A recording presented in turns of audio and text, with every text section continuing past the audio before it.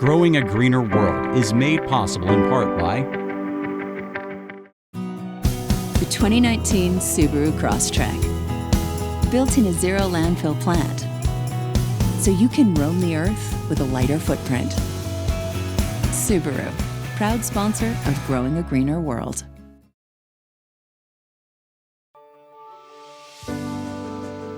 I'm Joe Lample. When I created Growing a Greener World, I had one goal: to tell stories of everyday people, innovators, entrepreneurs, forward-thinking leaders who are all, in ways both big and small, dedicated to organic gardening and farming, lightening our footprint, conserving vital resources, protecting natural habitats, making a tangible difference for us all. They're real, they're passionate, they're all around us. They're the game changers who are literally growing a greener world and inspiring the rest of us to do the same. Growing a Greener World, it's more than a movement, it's our mission.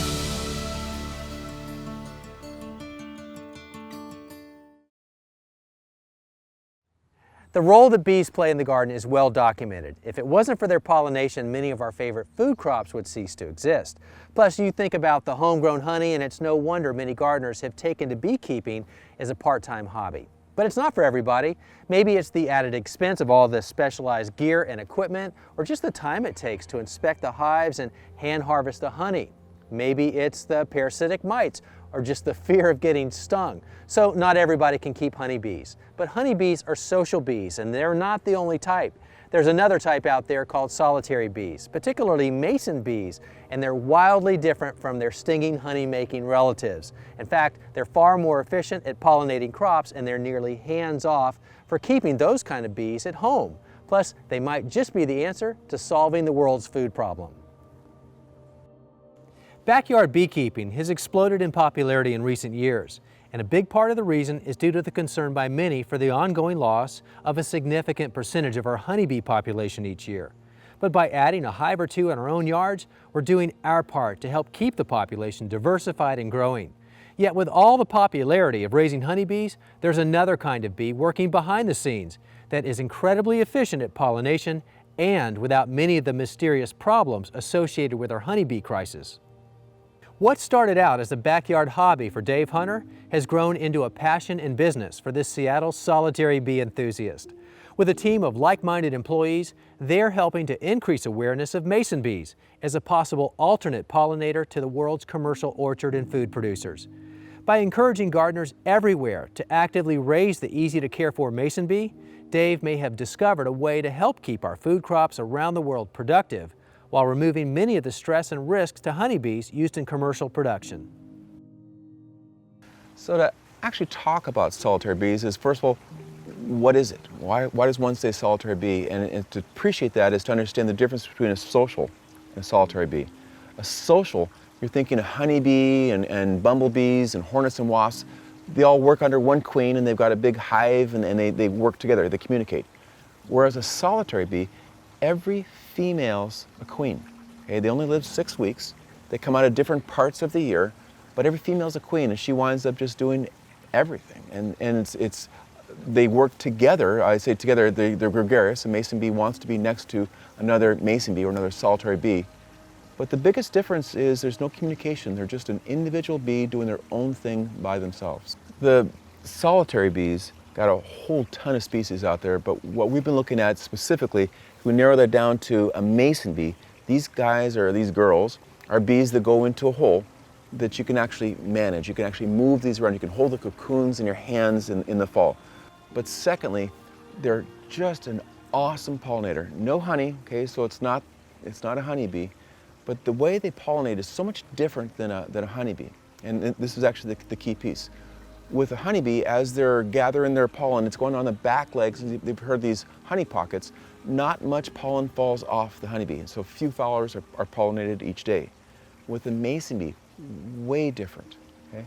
The mason bee, she comes in, and she belly flops, and she's getting all this dry pollen on her abdomen, and off she goes to the next flower. She's getting the nectar while she's at it. Next flower, belly flop, nectar, and off she goes. virtually every flower this bee touches is pollinated, and that's the key difference. They stay in a tight radius. You can hold them in your hands, but they are awesome pollinators. So in an orchard, you might need 20 to 30,000 honeybees to pollinate an acre, and on the mason bee side, really about 400 to 500 females. It's phenomenal, the difference. So this is the fun part of my little history, where I'm able to actually put a solution to food on the table. And so you can look back about 20 years ago, as an engineer, I'm seeing an unknown insect to me go into holes and supply pollination to my backyard.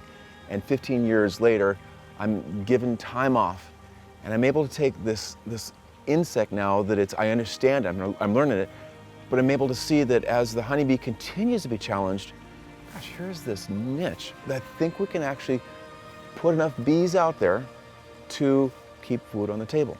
So we've started an organization that has scientists and researchers and people all putting things together. And so there's one side of it. We're learning the insect, but what we're also doing is teaching the backyard gardener how to be successful raising this. So it's not just food on the table for the orchards, it's food on the table in the backyard. And so you got this really cool insect. It's gentle. We're learning all we can, and we're teaching all we can. And that's kind of one of the fun things about what we do in our company, is that we're able to teach people how to be successful, so successful that we're able to then take their excess bees and move them into the orchards. That's where we're at. So for the home gardener, this is a gentle bee that doesn't take any extra equipment, doesn't take any extra clothing. You can go out there with your shorts and they're just buzzing around your heads. These guys are an insect that just pollinates your fruit trees. It's a wonderful bee to go into. On the upside, there is no downside. It's just a bee that doesn't have any problems and it pollinates. We just find they're just a great insect. Well, Dave, first of all, my compliments to you and your backyard, because I think if I were a solitary bee, I'd be very happy right here. Well, there's a lot of pollen from as early as I can in the spring till way late fall. And what we find that pollen attracts bees. It's that simple. And that comes from a diverse landscape. But you know, I have got that at my house, and I know a lot of people around the country are going to have a wide variety of plant material. So can we safely then say that we've got solitary bees in our landscape? Well, out of the 4,000 species of bees that are across the U.S., we find that more than half of them are solitary. And so to actually look to your ground and to see down in the ground, you've got individual bees coming out of holes. Those are solitary bees in the ground. And to put up holes where they might nest into, reeds or paper tubes, has bees, if they're there, to use these to nest in. But you talk about putting something up to see if they're there, but that doesn't mean that you have to do that. I think of it very much like a bluebird house. You put it up, you build it, and they will come, but if you don't put it up, it doesn't mean that they're not in the area. That's exactly right, Joe. Yeah. Well, Dave, as I'm sure you know, anybody that's ever raised honeybees or has been around them for any length of time knows the golden rule: never stand in front of the entrance to a honeybee hive. But I think this illustrates the point. This is clearly not the case. This is a little different. So these are gentle mason bees. And why we say gentle, that every female is a queen. And as she's going in and out of her hole that she owns, she's gathering the pollen and the nectar and laying the egg. So she does all these things, or she could go out there and guard her nest and protect it, which a honeybee, a social bee, would do. In this case, she can't do both, so she doesn't. Right. And she just sits there and does her thing. If you could get stung by mason bee, if. It's a big if, huh? The venom is less than a mosquito bite. You know, if you grab on your hands, they're a bee, so they do have a stinger. You can get stung by squishing it or maybe getting caught deep in your clothing, but they're amazingly gentle. So remote. So if anybody's ever not had honeybees because of fear of being stung, but they want bees, what a great option. No honey, awesome pollinators. Not a bad trade-off. Yeah, I agree.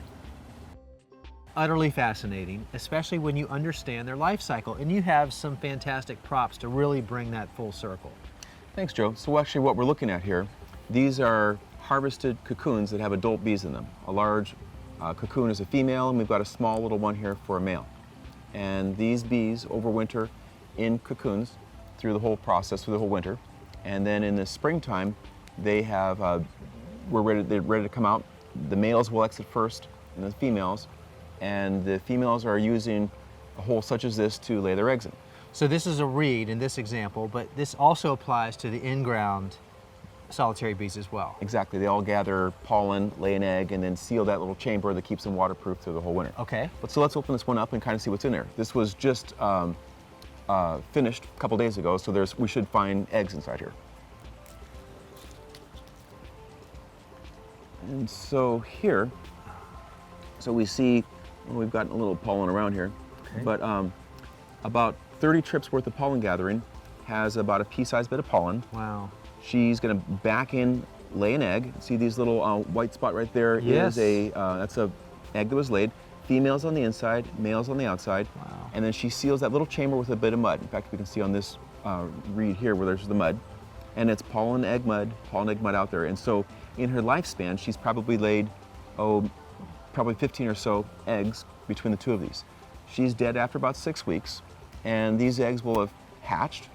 The larva now consumes the pollen she left for him, and through the early part of summer just eats it, gets to be a big larva, and then through the probably late June, she has spun a cocoon and then metamorphosed into an adult bee to just sit through the winter again. So it's a simple process. So in the fall, this is what you would see inside of the reed or the hole. Exactly. And so through the fall, into the winter, and back to spring, now these are emerging to start this process all over again. Exactly. That's fascinating. Isn't it neat? I love it. Unlike the social honeybee that lives in complex hives with up to 60,000 of its closest friends and family, the solitary mason bee is just that, living and working its entire life in isolation, and often doing so from a solitary enclosure that's no wider than a common drinking straw. And unlike the complex hives of a honeybee, the homemade mason bee habitat is remarkably easy to make, and yet there are some important considerations to ensure success. So talk to me about some of those steps to make sure that we're ensuring success for those bees. And there's not very many. The mason bee is a generalist, so she's looking for pollen. I'm saying from dandelions to fruit trees and everything in between. So weeds are okay. Weeds are fine. Weeds, so they're generalists. And a good diverse environment. Correct. Okay. Next, they're looking for holes. So about a pencil-sized diameter, about maybe 6 inches long, is going to allow those bees to go in their nest. And we're looking for something that you can open up, a paper tube, a reed, or maybe wood trays that you can open up. Okay. Now these are going into a house, and the house just keeps the holes dry. A shelter. Right. About 2 or 3 inches of overhang. We're keeping it on a morning wall. We want the bees to be as active as early as possible. Okay. Because the sunlight coming in from the east warms them up early, and it's the warm temperatures that gets them active early in the day. Exactly, right. Okay. Now one of the most critical pieces, mud. The mason bee uses clayey mud that she's pulling out of the ground, okay? So I'm gonna say finding a hole in the ground is probably the best. They're actually gonna be going through the sidewall trying to capture that mud. Now if you got a loamy or sandy Which soil. is what I'm thinking. Somebody's watching this thinking, well, I just don't have that muddy situation at home at all. Right, so in that case, I'm gonna say get the cheapest possible kitty litter you can. Rock bottom is clay-based. Yeah. Right. So you're not kind of getting that all gloopy, putting it on that side wall, and the water content should keep it moist enough. We think the bees would use that rather than fly off. Okay. All right. And then the last little piece that's now June, the bees are done. I want to protect those bees from the developing bees from birds and rodents Predators. or something. Right. Yeah. So we're going to take the full holes out and put them into a pillowcase. And put those in a garage or a shed, just someplace where it's warm. And then I want to replace those holes with smaller tubes for other nesting bees that could come out during their summer. Okay, so you're just giving a new opportunity for more habitat and other insects to come up and take residence. What we're looking for are the bees to thrive, not just survive. Ah, I like that. Just as so many of us have set up certified wildlife habitats, there are certain steps we had to take to not only attract the wildlife, but once they came, make sure they had adequate food and shelter. Well, it's no different for the mason bee. There are specific steps that we can take to not only help them get to our place, but once they're there, give them everything they need for a safe and productive life cycle. First, add native plants to your landscape. The bees that come to live and work in your habitat thrive around native plants that have been a staple of their diet and nesting ritual for centuries.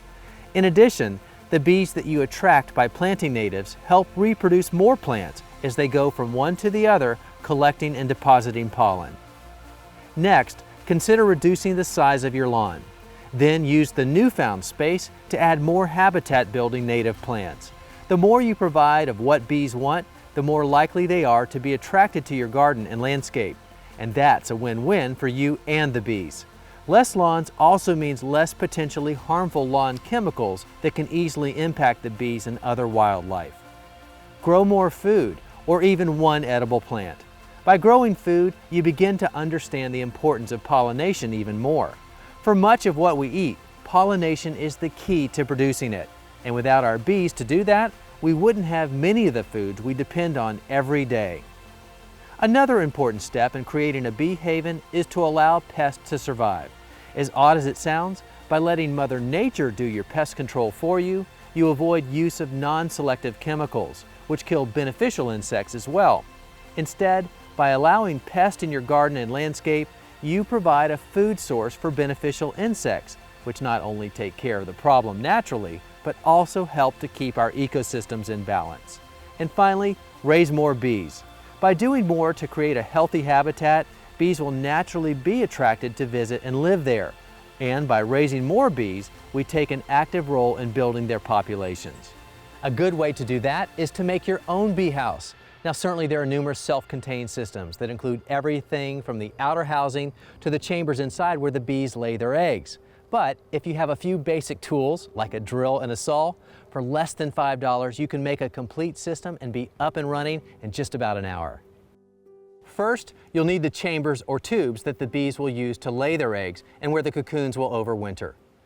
Tubes that you roll yourself from plain paper work great for this. Fold and cut sheets of discarded paper into quarter sections. Then, roll each piece around a pencil and tape the end. Remove the pencil and fold the other end over and staple or tape it closed.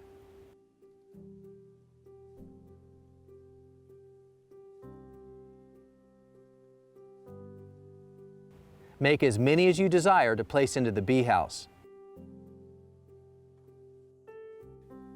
Making the bee house is a simple process as well.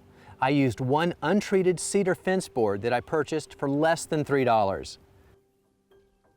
From the top, I measured down 8 inches, but any length will work. I used a carpenter square to draw the lines to guide my cuts. I then used my saw to cut the first piece, which will serve as the back of the bee house.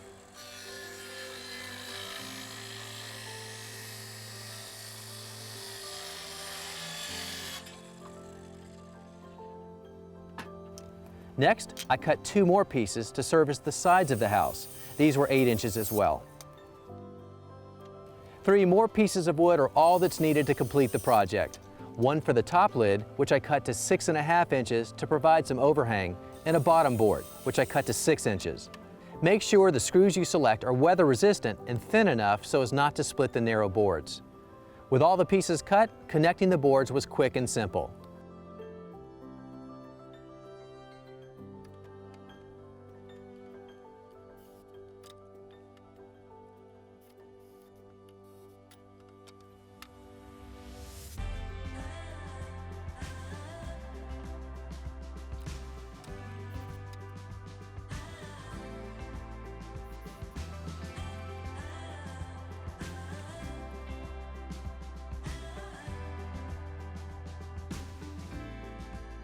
A bead of caulk across the top seam will keep the lid watertight.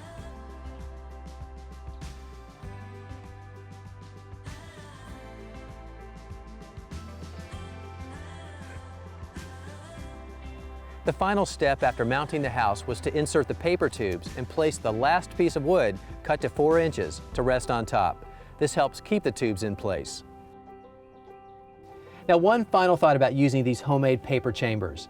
Like me, you might have thought, well, wouldn't it be just a lot easier to use plastic drinking straws and cut them down to size, and certainly would save a lot of time. But don't do it, and here's why. There are 3 things working against using plastic straws, and the first is this.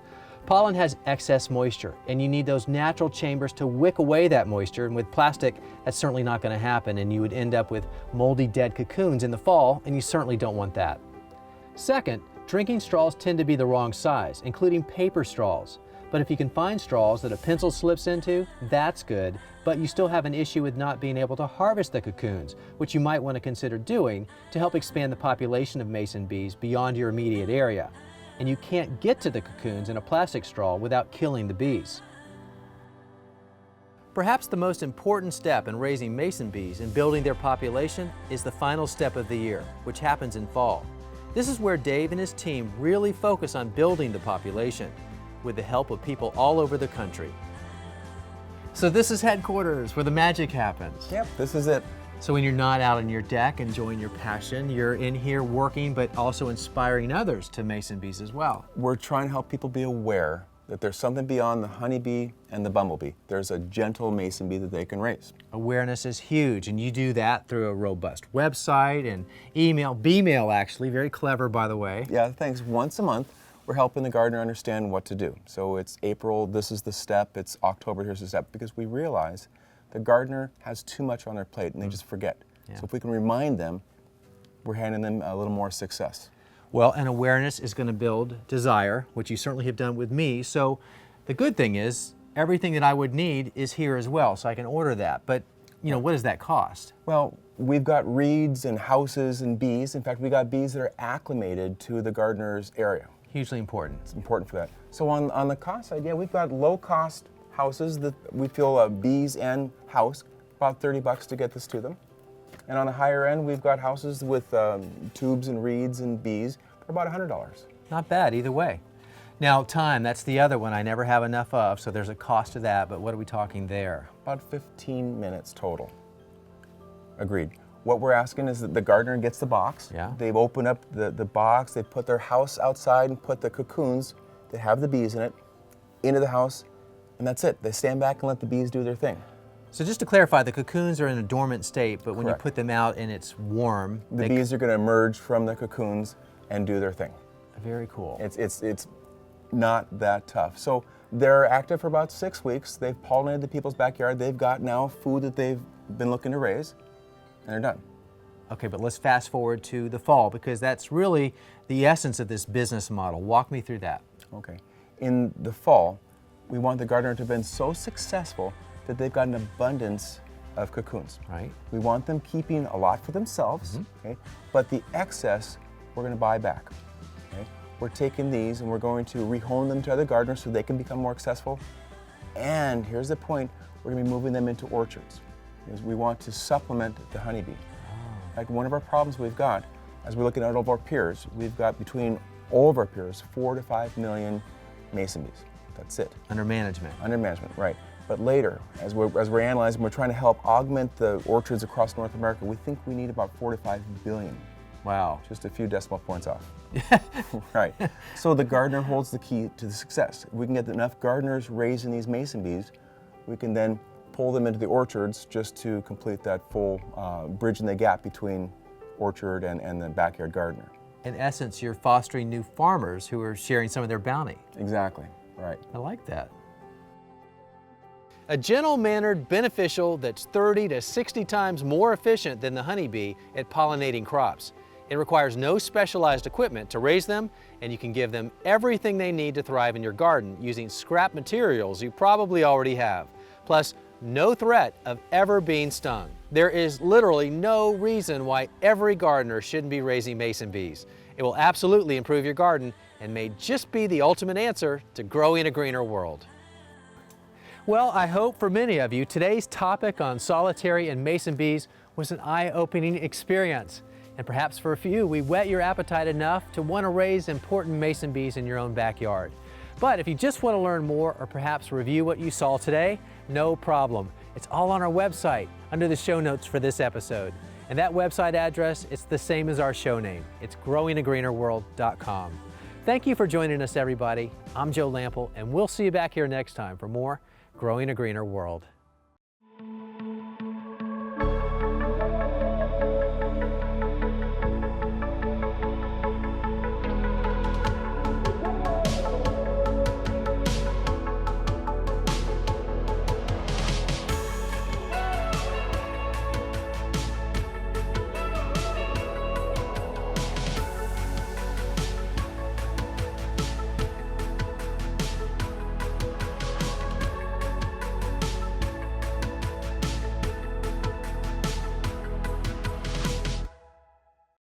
Now you can continue your garden learning online in courses from me, Joe Lample, in my online gardening academy.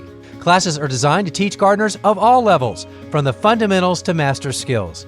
Explore the courses available right now, plus new topics covering everything you need to know to grow like a pro. Take each class on your own schedule, from anywhere. Plus, you'll have opportunities to ask me questions about your specific garden in real time. Go to joegardner.com/learn for details today.